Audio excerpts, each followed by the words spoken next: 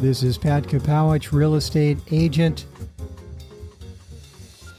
Lots going on with regards to housing. However, I need to share this information with you, buying and selling homes concurrently. Something I've specialized in over the years, and traditionally, I do not use financing to make this happen. My clients typically do the traditional method that we will get into in other programs. And let's just go down that traditional list of buying and selling homes concurrently. For instance, find a real estate agent that is experienced in handling concurrent transactions. Get your home appraised to determine its current value. You could do that with the real estate agents. Put your home on the market at a competitive price. Find a new home that meets your needs and budget. Make an offer on the new home contingent upon the sale of your current primary residence. Negotiate with the buyers of your current home to determine a closing date that works for both parties. Close on the sale of your concurrent home and the purchase of your new home, hopefully on the same day. And then move into your new home. Sounds a lot easier than it is. Today, I have an interview for you with Creighton Galloway, top loan officer who uses financing to make this process a little easier. So sit back, relax, enjoy Creighton Galloway.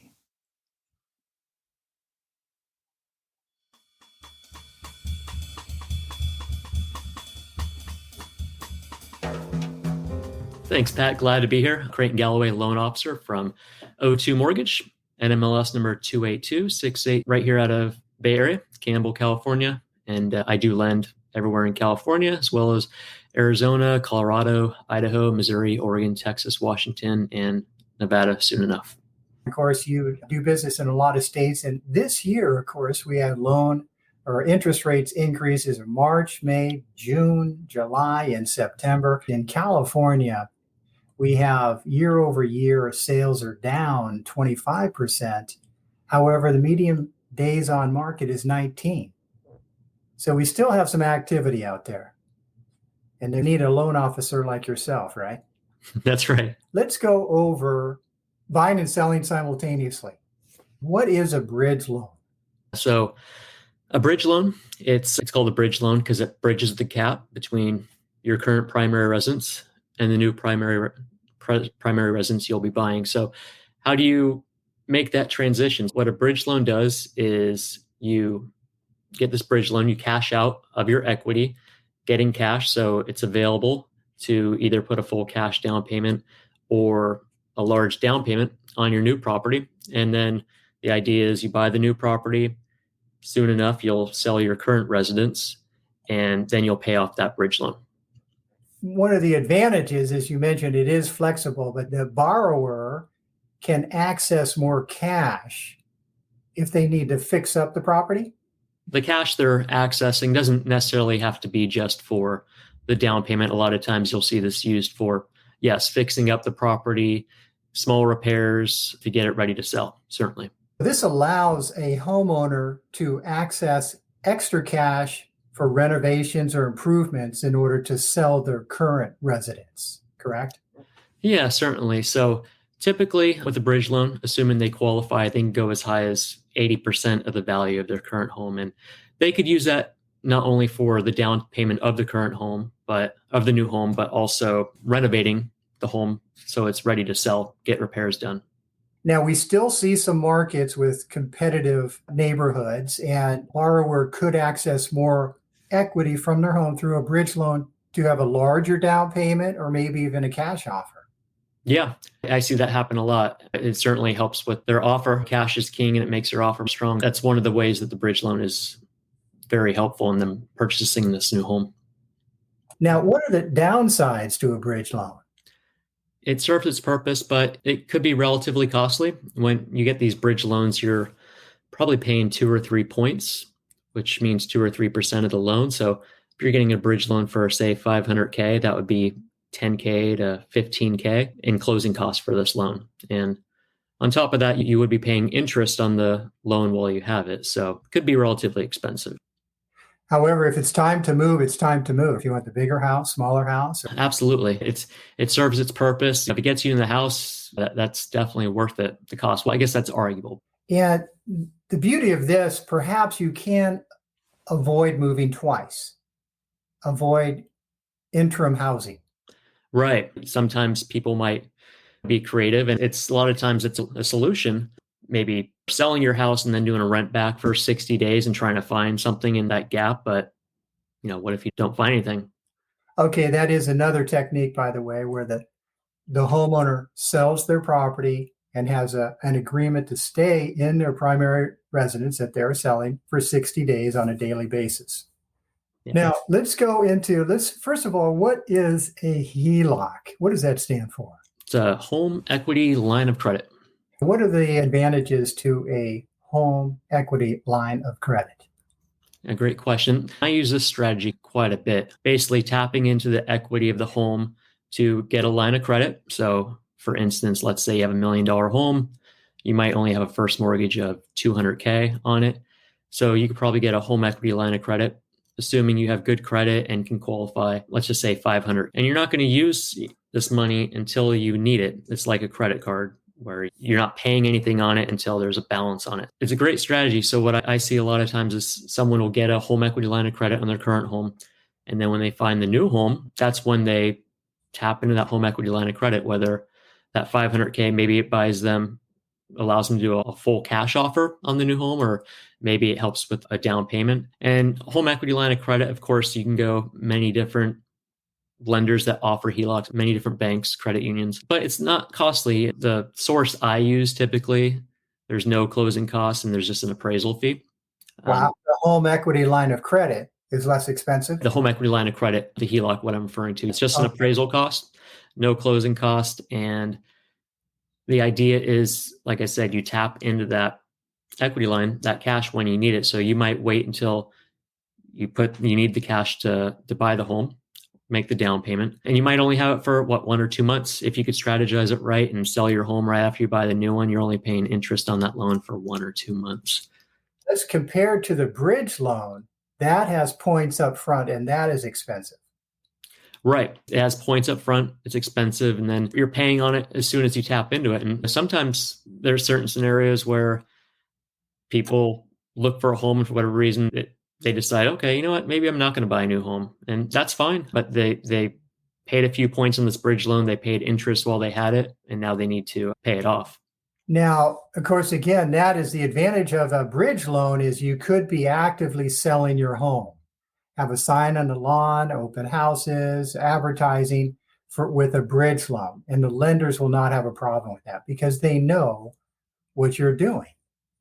That's not the case with a home equity line of credit. Yeah, that's true. That's a good point. I'm glad you brought that up. You want to strategize with your lender how you do this. Typically, when a lender's offering a HELOC, they certainly don't want to see its pending sale. Yeah, so definitely make sure they get the HELOC first and then put it on the market. Yeah, that's a good point. They are planning to have that loan for years to come, not for 3 weeks or 3 months. That does remind me is another thing to consider when you're looking at these home equity line of credits is sometimes there is an early payment fee. And of course, that varies with lenders. Typically, the ones I see are maybe $2,000, paying it off early being less than 3 years. But that varies between lenders. And yeah, all in all, it's a lot less costly than a bridge loan in many scenarios. On a bridge loan, as well as a home equity line of credit, the homeowner has to qualify for those types of loans, plus the new home, if they're buying a bigger home or smaller home or out of state. So they have to qualify. In either case, they have to qualify with 2 mortgages. If you're getting a new mortgage on the new home, then yeah, typically with the bridge loan, you would be qualifying with both mortgages, both properties, and same with the HELOC. Yeah. Of course, we met through the Silicon Valley Association of Realtors. I hosted Zoom meetings, and you've always been a big sponsor and bringing great information. Recently, you mentioned on a Zoom call for Realtors about a different program. an added wrinkle to the scenario that's helpful. If you're selling your home, your primary home, and buying a new one, a lot of times I've tried to resolve the asset part of having the down payment with the HELOC and the bridge loan. But a lot of times people can't qualify for having two properties and getting hit with that on their debt ratio. We have an option where if your current home is at least listed, then we can remove that from the debt ratio. So we wouldn't look at the current mortgage. We wouldn't look at the HELOC that you pulled. We wouldn't look at those payments or the tax or insurance on the current home or HOA if applicable.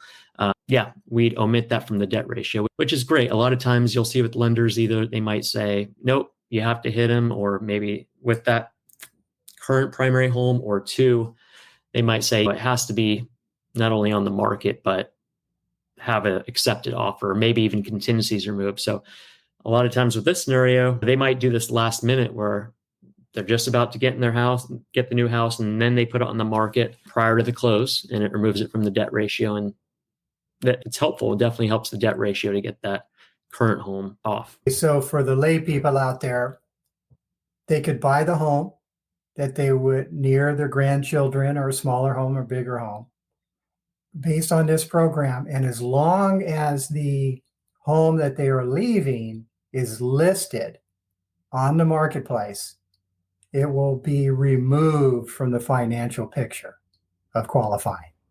Correct. You got it. Unbelievable. Because we have a lot of people stuck in their homes. They're not ready to move, unable to move, unwilling to move. And this will really help, I'm sure, a lot of people. You mentioned that you had a situation, I believe, with some older adults last week in one of these situations. That was a situation where they had a home that they lived in now, long-time home, had plenty of equity. They were on a fixed income. So there's a couple obstacles as far as getting this new potential home, which was going to be the retirement home. How do we leave this property and get to that property and make it work? There's a lot of deliberation how to make this work. I thought about a bridge loan, which was costly. It would have worked their scenario. I looked at maybe doing a home equity line of credit to help them get the down payment, which they didn't have, and then do a new loan on the new house. And that's the route I thought I was going to go. But I thought about this, looked at it, and I mentioned these HELOCs. And I don't actually do the HELOCs myself. I know someone outside my organization that I trust that handles them well. I don't get a referral fee or anything for that, but I know they'll do a good job and it helps my client. So in this scenario, actually, I talked myself out of the sale altogether. I said, you know what? If you could do a jumbo HELOC on the equity of your current home, you could have that cash ready to pull when you need to, and you could buy this new home all cash. And that's ultimately what they did. It worked for them. They're looking for their home now, and they'll pull from the HELOC when needed. They were happy. I took myself out of the scenario, but it worked for them. This is why I say you don't need a crystal ball if you have a great loan officer, right? Big difference. Now let's get into a non-secured loan option. What is that all about? I like using multiple tools for different scenarios. Everyone has a different scenario. And another option I used, and it's a niche product. Basically, there might be a scenario, either you need money right away. Maybe they want to buy all cash, but they don't have enough. Maybe they just need a little bit more money, or maybe they want to fix up their home and they need the money now to get the ball moving. So I know of a personal loan, non-secured loan, meaning it's not a lien against your house, but it's up to $100,000, no closing costs, no prepayment penalty. And they can get this from application. They could probably access those funds in 2 or 3 days. It's lightning quick. It's something that could help in some of these scenarios. And they might only need that money for a short time until they sell their current home. So it's a great, fast solution. I see. Now, next up, advice on recasting. What is a recast loan? Great question. So basically a recast, it's recalculating your mortgage, re-amortizing your mortgage to the new balance. So a lot of times in these scenarios, let's say you buy your new home and you haven't sold your current home yet. So you might not have a large amount of cash as you will as soon as you sell the home. So let's just say you close on the new home, have $1 million loan. Plan is to sell your current home, maybe net $800,000, and quickly pay that $1 million loan down.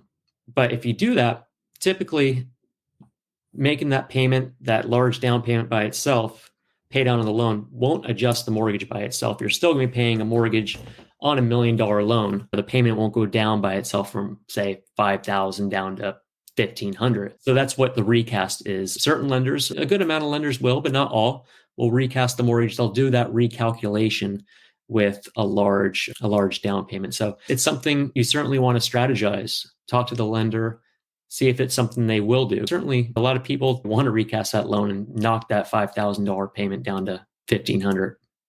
In closing here, your contact information? You got it. Creighton Galloway, O2 Mortgage. My contact is 408-410-4422. That's my cell. My email, I'll spell my name, so it's a little bit tricky, CREIGHTON at o2mtg.com. That's O2 as in oxygen. Don't put a zero. Beautiful. I am Pat Kapowich, California broker number 009799413. And Creighton, so we can comply together, what is your number for your industry? 282-680. Creighton, thanks for coming out. You're one of my loan officer heroes. I hope to have you back real soon. Thanks, Pat. Appreciate it.